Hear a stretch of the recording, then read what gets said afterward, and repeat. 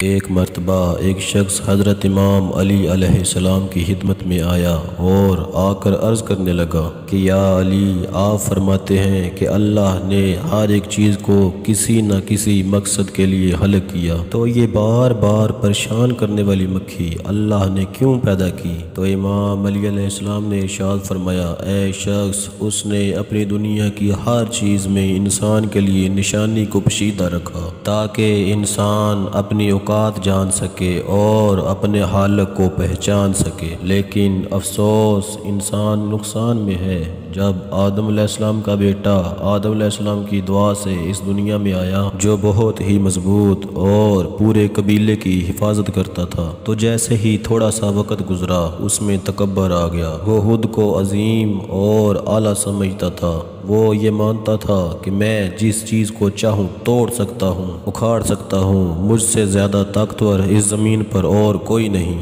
جب آدم علیہ السلام نے اس کی بات کو سمجھا تو اللہ سے دعا کی، اے پروردگار، میری بار بار دعا کے صدقے میں تو نے مجھے اتنا طاقتور بیٹا تو عطا کیا، لیکن یہ غرور کرتا ہے، تکبر کرتا ہے۔ اے میرے پروردگار، تو کسی ایسی چیز کو پیدا کر جو اس کو یہ معلوم کروائے کہ اس کی اوقات کچھ نہیں۔ حضرت آدم علیہ السلام کی دعا اللہ کی بارگاہ میں قبول ہوئی اور اللہ نے مکھی کو پیدا کیا۔ جب قیام سوتا تھا تو وہ مکھی قیام کے چہرے پر بیٹھ جاتی تھی، قیام کو پریشان کرتی تھی۔ وہ اس کو مارنے کی کوشش کرتا تھا تو اس کا اپنا ہی ہاتھ اس کے چہرے پر لگتا تھا اور وہ اٹھ جاتا تھا اور پریشان ہوتا تھا۔ تو یوں حضرت آدم علیہ السلام اپنے بیٹے کو فرمانے لگے کہ اے قیام، تو اتنا طاقتور ہوتے ہوئے بھی اس مکھی پر بھی اپنا اختیار نہیں رکھتا، تو سوچ اتنی بڑی کائنات پہ جو اختیار رکھتا ہے وہ کتنا طاقتور ہوگا۔ جیسے ہی قیام نے اس بات کو سمجھا